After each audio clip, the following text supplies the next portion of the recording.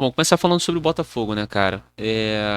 A gente teve sábado, 6h30 da tarde lá em Brasília, Botafogo vencendo o Vasco por 2-0. Uma muito boa partida, tá? Que quebra alguns preceitos que eu sempre ouço e eu nunca tendi a concordar. E depois da passagem do Arthur Jorge ano passado pelo Botafogo, aí que eu não concordei mesmo. Que o Arthur Jorge chega, ele implementa um novo esquema com quatro atacantes, né, dois pontas abertos, um atacante mais centralizado e um outro segundo atacante por trás, fazendo meio que uma função de meio atacante, né, uma camisa 10 ali que o Savarino fez durante a passagem do Arthur Jorge. Porém, deu errado contra a LDU, deu. Mas no terceiro jogo, eu acho, o Botafogo. No segundo jogo já jogou bem melhor, não lembro se venceu ou se perdeu. Mas no terceiro jogo já era um futebol muito mais interessante. Muito mais interessante. Demorou para isso engatar. Porque foi a primeira vez com o Arthur Jorge que o Botafogo conseguiu implementar o tal do Botafogo Way que o Textor sempre quis. O Luiz Castro não conseguiu, gente. Eu não sei se vocês lembram, mas o Botafogo do Luiz Castro ele não era ofensivo, ele não era propositivo, ele era um time reativo. Ele era um time que jogava de contra-ataque ou de saídas, escapadas muito rápidas, uma roubada de bola no meio de campo e uma saída muito rápida para o ataque. Mas ele não era um time que pressionava alto, ele não era um time que ocupava o campo de defesa do adversário, é, os espaços. O Luiz Castro ele não fazia isso, até porque ele não tinha mão de obra para fazer isso, tá? Vamos ser justos aqui. O time que o Arthur Jorge teve na mão, ele era muito melhor do que o do Luiz Castro. O Luiz Castro fez, gente, no Campeonato Brasileiro de 2023, no primeiro semestre, ele fez milagre, com todo respeito. Tem jogadores ali que se a gente for pegar, eu não vou pegar agora porque esse não é o tema dessa parte do vídeo, mas se a gente for pegar o elenco que ele tinha na mão ali, gente, o Felipe Sampaio jogou durante vários jogos. A gente tinha jogadores assim que a gente olha hoje e, tipo assim, a gente não acredita. Tem uns caras que eu olho que estavam presentes naqueles times que eu falo assim, meu Deus do céu, como é que foi possível isso? Lucas Piazon jogava regularmente naquele time, entendeu? Caras desse naipe, assim.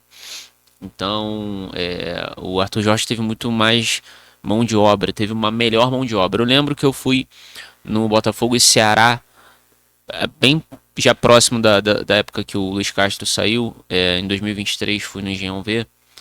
E o time ele era bom, ele não era tudo isso, mas ele era um bom time. Ele tinha o Lucas Perry, que era um excelente goleiro. Aí ele tinha o Adrielson, que estava numa fase digna de seleção brasileira. O Cuesta, né? Naquela coisa de às vezes joga muito bem, às vezes meio apagado. Na nossa lateral esquerda a gente já tinha o Marçal. Mas, por exemplo, o Hugo jogou por vários jogos com o Luiz Castro. Vários jogos, vários jogos. A gente tinha um moleque que entrava no segundo tempo, gente, um salseiro, com nem 1,70 m de altura, que a gente passava o pé em cima da bola, dava uma pedalada, sabe, uma coisa assim mais incomum pra gente, a gente achava gênio. O Jefinho, a gente achava um gênio, entendeu? E hoje a gente vê, nossa, bota o Jefinho do lado dos caras, dos jogadores que o Botafogo tem hoje, comparar nível. Não dá pro Jefinho, não dá, entende? Então o Luiz Castro fez mais com menos. Ele não tinha como propor o tal do Botafogo Way, um time propositivo, com aquele time que ele tinha na mão. Em compensação, ele também não tentou. Eu não sei se ele teria como fazer. Se ele tentasse botar um time com quatro homens de frente, sabe, com volantes que buscam a bola na zaga para sair armando o jogo, o Marlon Freitas mais livre para poder fazer o lançamento, não sei se ele ia conseguir implementar esse estilo de jogo. Ele foi lá pro Arábia Saudita, não arrumou nada. O Jorge Jesus acabou de assumir lá o time do Cristiano Ronaldo. Vamos ver o que ele vai fazer. Então o treinador conta muito. Então o Arthur Jorge ele conseguiu fazer mais com menos peças, tá? É, Agora, uma outra coisa importante de se falar, que eu queria muito falar, é que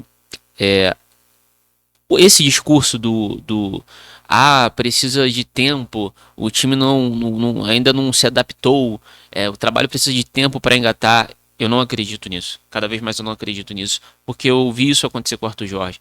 Não precisou de um mês, o time já estava jogando uma bola absurda. Teve dois primeiros jogos ali de adaptação, no terceiro já estava jogando pra caramba. Entendeu? E se precisa de tanto tempo assim para adaptar, no mínimo o treinador está falhando em tentar passar a ideia de jogo dele para os jogadores. Que não deveria ser um caso assim, sabe, tão sério, porque são todos ali profissionais, o treinador em tese profissional. A questão é que o Renato Paiva não era. Ele não era um bom treinador. Ele não fez grandes coisas. E a gente vai falar sobre ele aqui hoje, tá? E assim, chega o David Ancelotti. Chega o David Ancelotti, faz os seus treinamentos, apresenta a ideia dele. Aí, irmão, é muito conteúdo. É uma bagagem. Ele tem 35 anos, mas ele tá com o pai há 13 já. Desde os 22, entendeu? Então é muita bagagem, é experiência, sim. É lastro, entende? É cancha. O cara, ele tem propriedade para falar. As amizades, as conexões que tem dentro do futebol são pesadíssimas. O jogador do Botafogo hoje ele vai entrar em campo, ele tem certeza que o treinador da seleção brasileira está assistindo o seu jogo. Ele já deveria ter essa certeza que o Botafogo é um time relevante no futebol nacional que cede jogadores para a seleção brasileira volta e meia. Mas agora com o filho do treinador da seleção no comando do time, ele tem que ter essa certeza triplicada. Porque ele sabe que o pai quer ver como é que o filho está desenvolvendo. É interesse do Ancelotti passar o bastão. Ele é o único filho dele que é treinador. Eu não sei se é o único filho homem. Eu sei que ele tem filha mulher ou filhas mulher, mas assim, eu não lembro de ter visto nenhum outro filho homem. E é um cara que tá levando o legado do pai. Gostei da postura dele. Ele tava como assistente, assinou a súmula como assistente de goleiro, mas comunicativo, entendeu? Fazendo o que ele podia ali. Não dava muito nas caras assim de ficar toda hora na beira do campo, mas às vezes ele ia, voltava, entendeu? Para dar um toque na galera. Gostei da postura, porque a postura em beira de campo de treinador conta muito. Conta muito. O time ele tá apático em campo.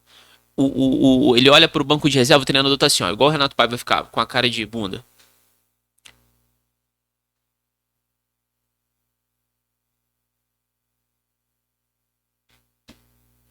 Então, assim, é, é, você tem um cara como o David Ancelotti, que, cara, tá pilhado, igual o Abel Ferreira é, igual o Pep Guardiola é, treinadores pilhados, Luiz Henrique, entendeu? Simeone, que o time faz o gol, o cara dá uma cambalhota.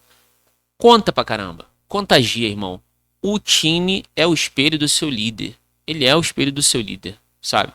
Então, é, eu fiquei satisfeito em ver ele agitado, interessado. Dava um lance de perigo, ele já ia igual o Ancelotti fazia, igual o pai dele fazia, o Ancelotti pai.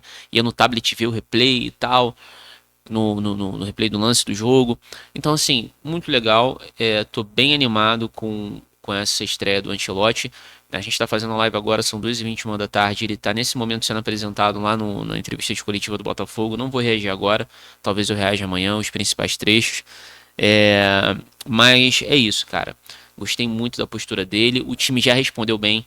Porque questão de entendimento tático, beleza, pode demorar um pouquinho. Agora, postura, irmão. Pô, tem que ter efeito imediato. A postura tem que mudar, a pegada tem que mudar, o tesão tem que mudar, entendeu? Eu gostei muito desse aspecto do time do David Ancelotti. A postura já veio é, bem melhorada, assim, claramente evoluiu nesse sentido de ambição. Sabe, eu não sei. O Arthur Jorge, ele tinha a palavra ambição na boca dele a todo momento. Ambição, ambição, ambição. E tem que ter realmente, tem que ter esse espírito vencedor. Eu nos meus rompantes de loucura e de revolta contra o Renato Paiva, na época que ele estava na frente do Botafogo, escrevia pro Textor constantemente, após algumas derrotas, assim, você contratou um cara que tem cultura de perdedor. Você contratou um perdedor. O time ele não vai ser um time vencedor competitivo, porque ele olha pro banco, ele vê um cara perdedor, entende? No dia a dia, eu não sei como é que devia ser. Sei, tem notícias de que algumas pessoas gostavam dele, assim, de ser gente boa. Beleza, irmão, ser gente boa é uma coisa, mas tu olhar pro cara e sentir a confiança de, pô, eu tenho um líder. Se o negócio der errado, tem um cara que vai fazer igual o Arthur Jorge fez no final do ano passado, que o time começou a cambalear e começou aquele discurso de Botafogo está sendo afetado mentalmente. Chama uma coletiva, arruma um treino, chama uma coletiva, cara, bota a cara a tapa, fala, não tem ninguém aqui tremendo, não tem ninguém aqui com medo, não tem ninguém aqui com o mental abalado, tá todo mundo aqui focado. No jogo seguinte, vitória. Isso, cara, fortalece, enrijece a postura do time, o caráter do time. E eu gostei que o David Ancelotti já falou sobre isso, o caráter desse time. E é um time vencedor, irmão. A maioria das pessoas que estão lá ainda foi campeão do Brasileiro e da Libertadores. É um time vencedor e tem tudo pra conseguir mais um ano de bons feitos. Eu vou fazer o seguinte, cara, eu vou passar pelas notícias aqui muito rapidamente, porque eu já falei bastante já sobre a vitória e a postura do Botafogo diante do Vasco. Vale aqui só mencionar grandíssima partida do Montoro, tá? Nos primeiros minutos dele em campo contra o PSG na estreia dele na Copa do Mundo, eu já falei, esse moleque é diferente. O toque na bola você vê que é diferenciado. Gostei do Arthur Cabral. Eu achei que ele ia ser um pouco mais pesado, menos móvel, mas eu até achei que ele foi bastante móvel, que ele conseguiu dar uma pressionada, tá aqui, tá ali, não senti ele com dificuldade física, o que é ótimo. Espero que esse preparador físico novo aqui da equipe do David Ancelotti continue impulsionando esses caras para estar bem fisicamente, que um time propositivo ofensivo exige intensidade, intensidade física. Então, eu espero que ele esteja cada vez mais inteiro fisicamente. De resto, assim, chovendo uma olhada, né? Grande partida do Barbosa. Eu gostei muito da partida do Vitinho, tá? Gostei. O mais abaixo ali, todo mundo foi muito bem. O mais abaixo ali, eu colocaria o Arthur, única e exclusivamente por um lance no primeiro tempo, que ele estava num contra-ataque de 3 contra 2. O Savarino entrou aqui por dentro e o Montoro abriu livre no outro canto. Ele escolheu dar no Savarino, ele estava até impedido do Savarino e o Montoro ia entrar livre. Na segunda vez que isso aconteceu, no mesmo segundo tempo, ele deu no Montoro, o Montoro deu no Marlon Freitas tocou pro Nathan fazer o gol. Então para você ver, e o primeiro gol também nasceu com a jogada do Montoro, né? Um chute dele, rebote, e, e o Arthur Cabral conseguiu aproveitar com oportunismo para fazer o gol. Então, muito bom, tá? Eu vou passar rapidamente aqui pelas notícias do Botafogo só para dar uma comentada por alto para o vídeo dessa parte do Botafogo não ficar muito longa. Gregory participa normalmente de treino na reapresentação do Botafogo após clássico. Após diversos veículos de imprensa garantirem que o negócio com o Arranhã estava fechado, o Gregory participou normalmente do treino do Botafogo desta segunda-feira, como mostra imagens divulgadas pelo clube. A atividade realizada pela manhã no Espaço Lonier foi a primeira após a vitória sobre o Vasco no último sábado em Brasília, na volta do Campeonato Brasileiro após a parada para a Copa do Mundo de Clubes. E aí é o seguinte, o Gregory aceitou a proposta salarial do Al Rayyan, tá? Isso é notícia. Só deixar aqui a notícia na tela um pouquinho só para vocês verem o que eu estava lendo. Ele aceitou a proposta do Al Rayyan. O staff dele está tentando fazer de qualquer forma com que o Botafogo aceite negociar com o Al Rayyan. E está muito certo o John Textor em não colaborar para a saída dele.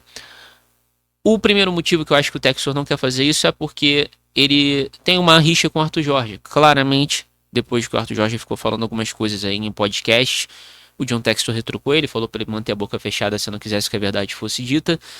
Eu não creio que o Textor queira perder o Gregory para o Arthur Jorge. Aí uma questão pessoal.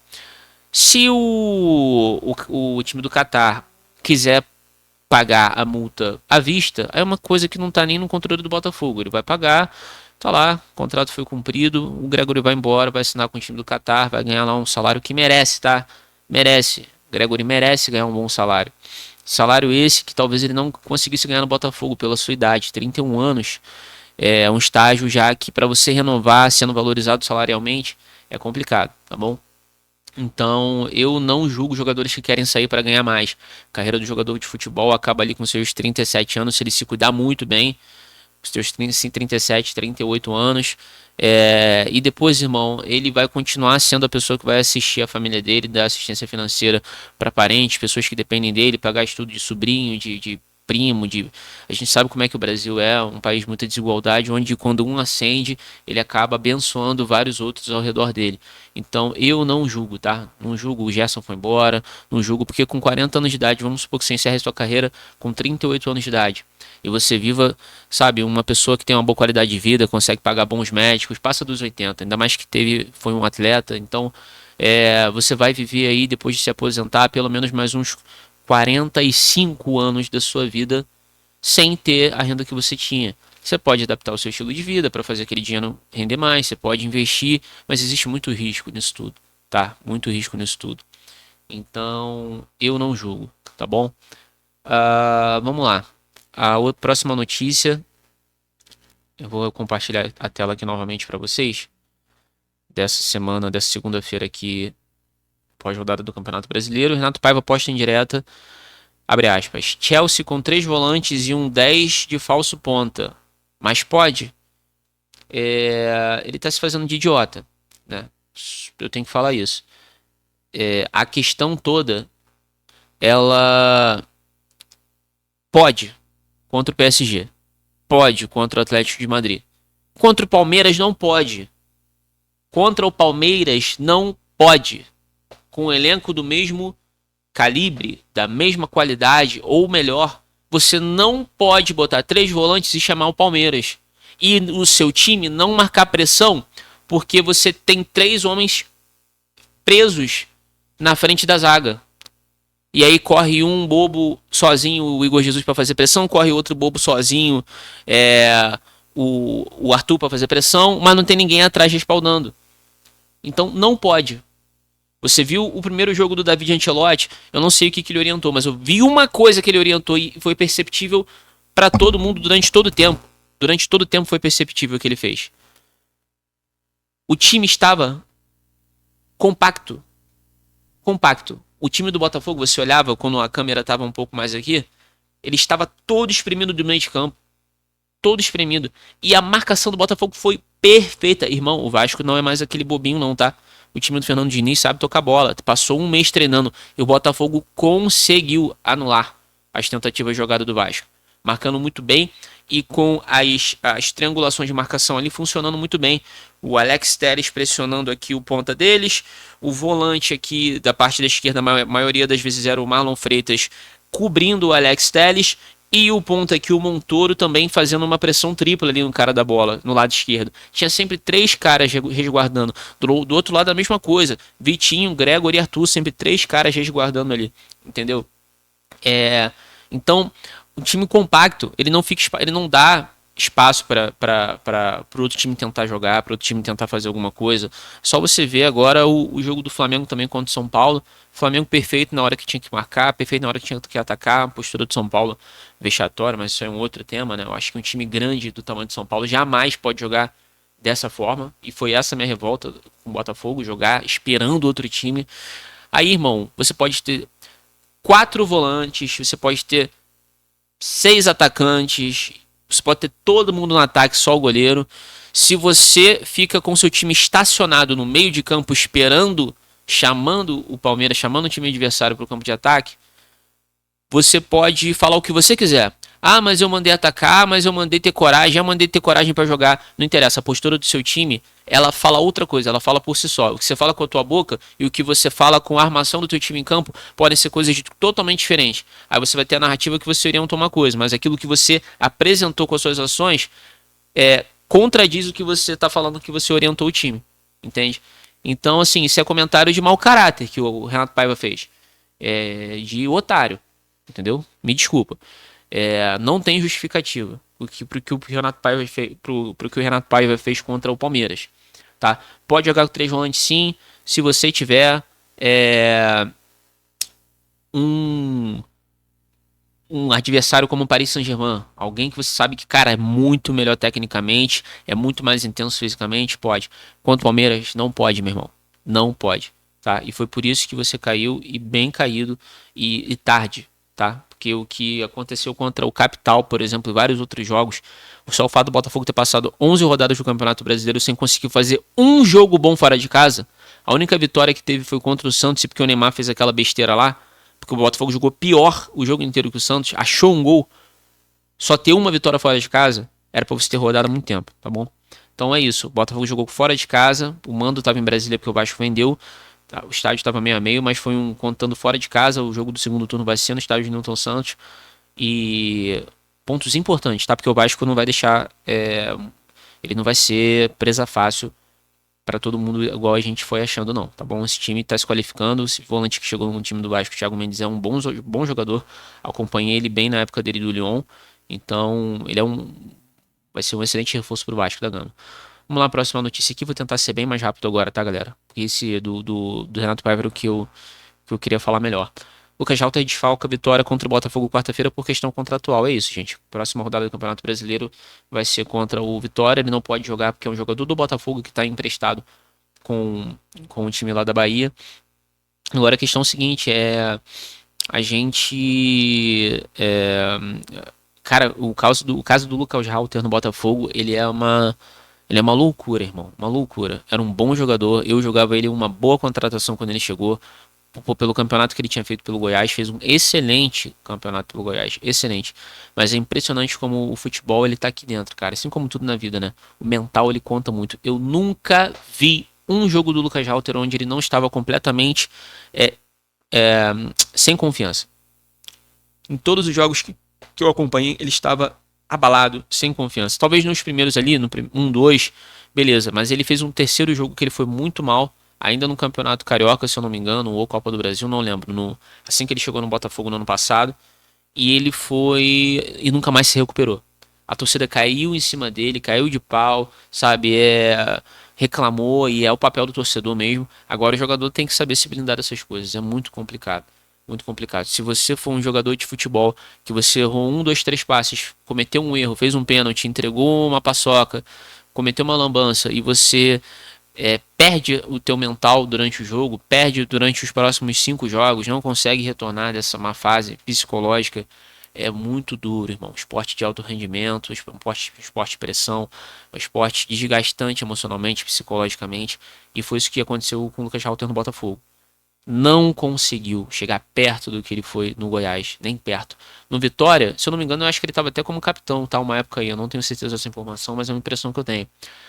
Estava muito bem no Vitória, jogando muito bem no Vitória.